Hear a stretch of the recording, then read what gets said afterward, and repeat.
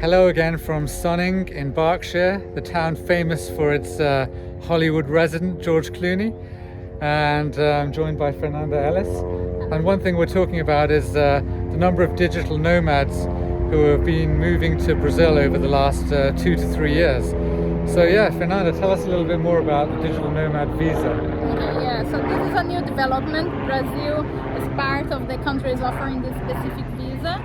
So now people can apply to work from Brazil and have the specific visa that allows them to do that. Yeah. The application is very quick, very easy to be done. Sure. And then they can be in Brazil and have the job, their employment abroad.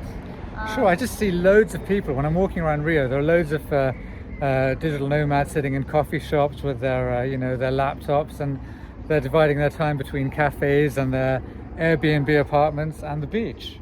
Maybe a beach office is the solution. I certainly haven't been doing that enough, but yeah, I mean, how easy is the application? Can it be done from the UK? Yeah, the application can be done from the UK. It has been quite simple and quite easy to be done. The main considerations are about tax residency. Yeah. So the laws that applied before would still be valid. Yeah. So you have to consider the number of days you spend in the UK, in Brazil, and then once that number of days have been reached, you become tax resident there anyway. But the tax that you pay in your country of origin, if it's the UK or US, you can still use to compensate from Brazilian taxes. So let's say someone's working, let's say someone's working, let's say it's a UK resident working for Google, getting paid from the UK branch of Google, living in Brazil. They'll be taxed at source in the UK, right?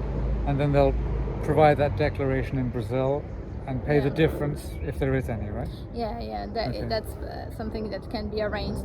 Of course, Google might ask for clarification how that applies to have a staff working from Brazil, and those are things that we can consider and we can address. But from a visa point of view, it's simple. Yeah. And also from a tax point of view, is the number of days that you spend in the country that would imply if you have to declare your assets and your income or not. Yeah. So there are various triggers, right? It's income and the number of days of residency in Brazil. Okay. Yeah.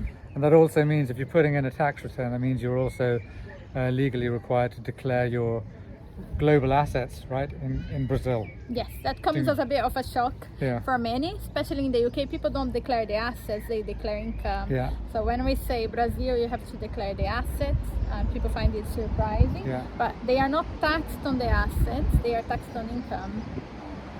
Sure, so that's one of the differences. It surprises a lot of people. Yeah. But I find that people come for the digital, they go for the specific visa, and then they might find the relationships there, they might decide to stay for longer, who knows. Yeah, I've seen that happening just amongst some friends there. Yeah. Yeah.